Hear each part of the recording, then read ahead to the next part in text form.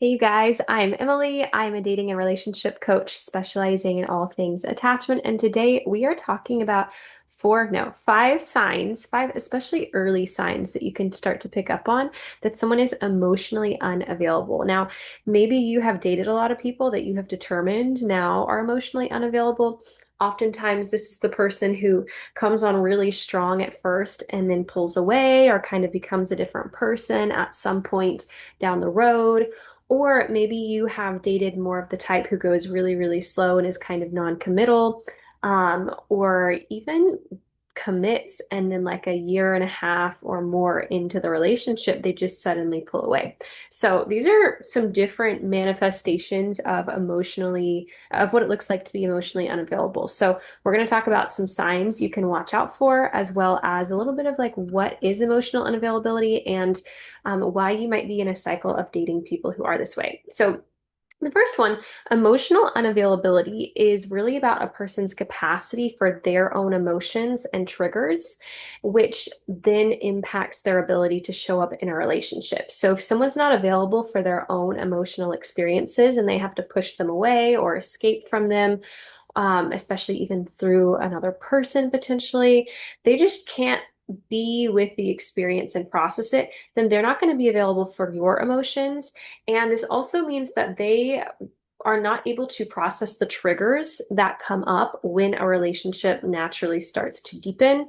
As you attach to people, that's when you start to get more triggered. And so this is where you'll see people kind of run when they start to get close to you, right? When it feels like things are getting serious because their attachment system is sort of waking up, the triggers are coming out. They don't have that ability to work through those. And so they kind of just react to what their nervous system is telling them to do, which is, we're in danger. We need to run. We need to get out of here. And so it's very reactive and very instinctive because they haven't built that awareness within themselves and that capacity to be with the triggers and emotions and not let them impact the relationship. So this is something that someone is going to struggle with regardless of what partner they're with. Now, there can be different dynamics where one person might get a little bit more triggered in certain ways versus others, but ultimately, if you have dated someone who turned out to be emotionally unavailable, it's not really about you. It's about their own inner capacity, their ability or inability to be with those experiences. So let's get into some of the early signs that someone is emotionally unavailable. And some of these are more about the dynamic that happens between you, not necessarily just about that person. So the first one we have is that they move super fast. Okay. You are rushing into things. Maybe you guys are like having all day dates. You are spending a ton of time together. You're messaging a lot, and it just feels like things are going so quickly. This is usually a sign that things are going to crash and burn. And it's also usually a sign that this type of person will then pull away a couple months or around that mark into the relationship, tell you they're not ready, tell you they can't give you what you want. Okay, so that's the first one to look out for. Number two is love bombing. Now, love bombing is going to be showering you with compliments or gifts or attention or affection, being very, very complimentary to you. And we often think of love bombing as kind of nefarious in the case of narcissists, right? They actually have ill intentions to manipulate you. This is not always the case with people who are emotionally unavailable. It might not be coming from a place of ill intentions. It's more so coming from a place of infatuation, where they are attaching to you, especially anxiously attaching to you.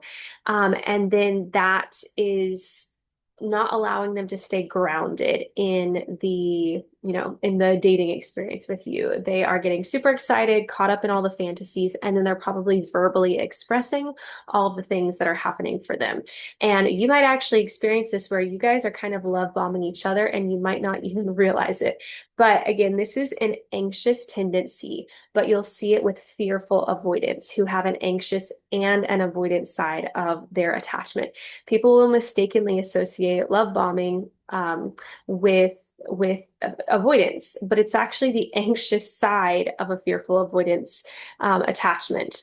And you can look at how dismissive avoidance this is kind of a tangent. Dismissive avoidance don't tend to love bomb. Okay, it's really not an avoidant tendency to be so overly like obsessive and putting that person on a pedestal. That is coming from that anxious side where you're attaching very quickly to someone, and it's more about the idea of them. It's about what they represent to your attachment system, and it's less about who you actually have seen them to be through time, right? You don't know this person yet.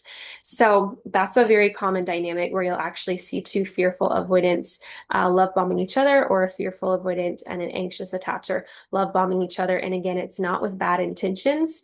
It's usually just coming from a place of, your attachment system is activating and you're kind of letting yourself get swept up or caught up in the excitement of things. So it's really important to stay grounded, whether that's you as, the anxious person or as a fearful avoidant. Number three, signs that someone is emotionally unavailable. So the opposite of going super fast and love bombing would be going super, super slow, right? So this is when someone is kind of trying to hedge against getting hurt again. And maybe this is someone who was hurt recently, or just someone who has a lot of unprocessed either attachment trauma, trauma from past relationships. And this person might kind of breadcrumb you, and they'll tend to drag things out very, very long. And you may tend to or you may actually date this kind of person for sometimes it's like 6 months or more without having any sort of label. And so, again, this person is really pumping the brakes because they are not emotionally available to their own experiences. They haven't processed what they've been through.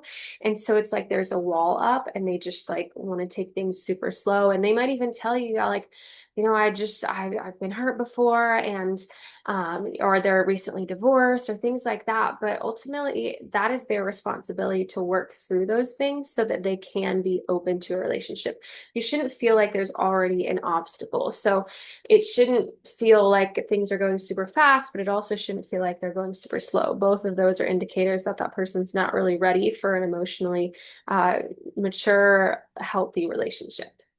Number four is constant communication, especially like texting all the time. Okay. This is really not healthy and it's not real. It's kind of getting really it's building this false sense of connection with someone, and that just kind of adds to feeling like you are attaching to them very quickly. You're not really getting to see who someone actually is, and so you do want to focus more on building that connection in person versus over text. Again, it's going to make you feel like you know the person more than you do, and sending a text is actually so easy and requires so little of you. And so people who are, emotionally available, first off, are not trying to constantly be in contact with you. They have their own lives going on. They have full lives with their friends or their job or their passions. They're not constantly needing to be connected to someone else. They have that inner security to where they can both be part of a connection with someone, but then they can step back and go do their own things and have their own lives. So constant communication, not something that's a good indicator of like whether someone's actually emotionally healthy and mature. People who are more secure in themselves are not going to be constant texters 24/7, especially right from the get-go. Number five is you feel like you're in a relationship with them before you actually are. So again, this kind of goes back to, feeling that speed, like things are moving quite quickly.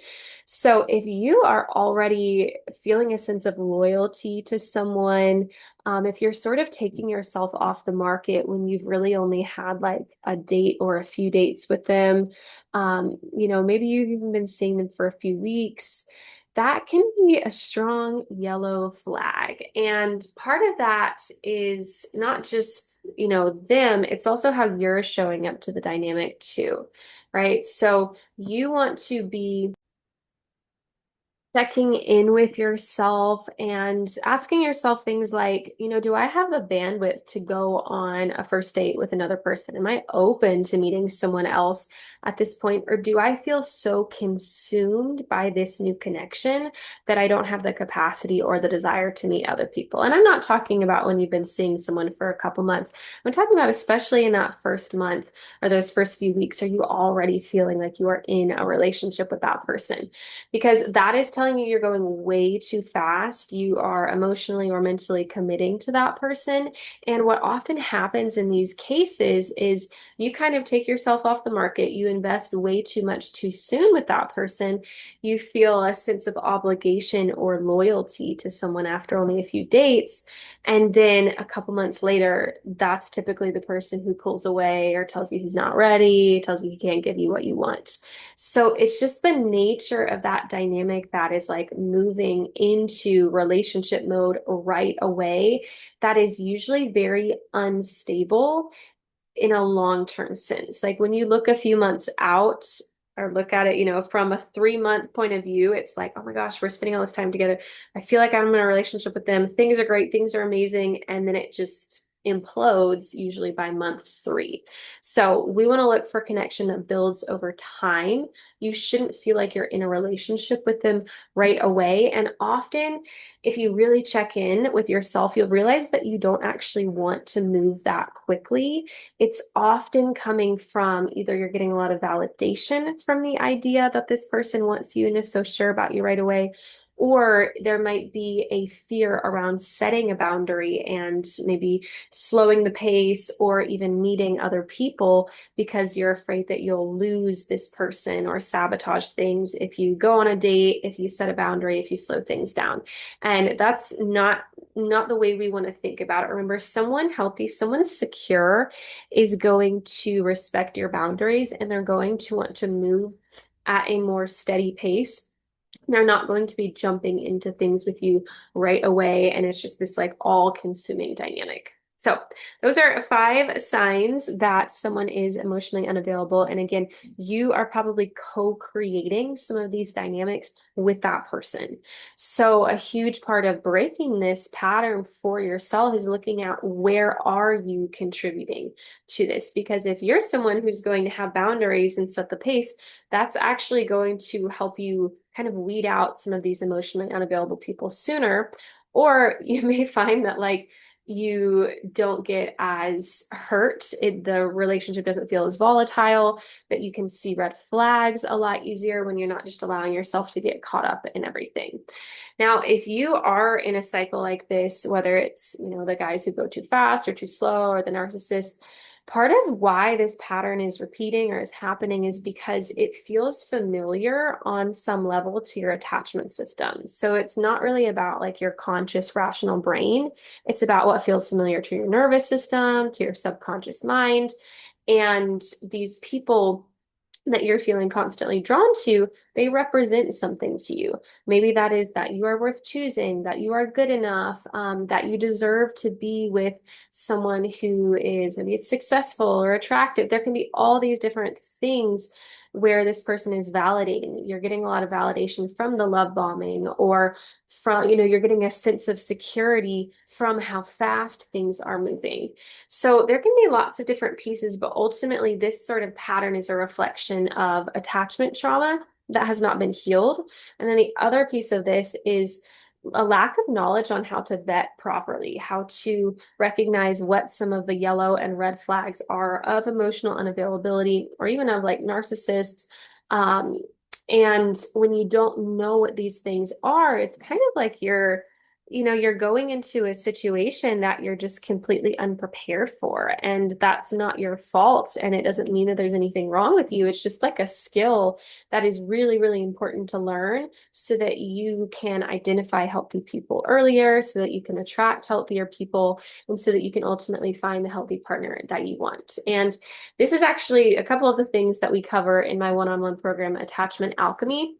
This is for the successful, self-aware woman who has done, maybe it's counseling or therapy, maybe you've read lots of books, watched YouTube videos or podcasts, and you're ready for something that will actually be the game changer for you, something that will actually help you find the relationship that you want and to show up differently to dating and relationships. So, attachment alchemy includes a really cool combination of dating strategy support, where this is where you're going to learn how do I actually slow my attachment down so that I can then spot red and yellow flags, not feel blindsided, feel more secure and confident in yourself throughout the dating process, not feel as anxious, and also learn to, again, vet for emotional availability, vet for those red flags and yellow flags so that you can attract someone who is healthy.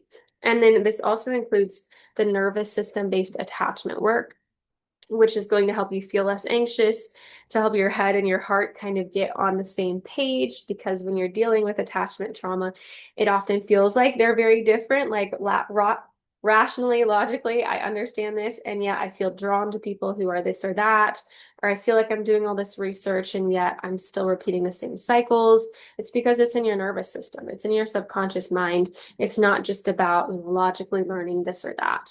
And so when you do this nervous system based attachment work, that is going to be able to touch those patterns in a way that just talking about kind of rationally processing your problems will not be able to do. It just can't touch that because it's two totally different parts of the body, of the mind, of the nervous system. So if that's you and you are, looking for some support in this area, you can apply and read more via the link in the show notes. And I definitely recommend looking at my pinned post on my Instagram that has a bunch of testimonials in there, as well as listening to a couple of the podcast episodes I have with clients. That's their testimonial episodes. I think they're on YouTube here as well. And I will catch you guys on the next video. Have a great day.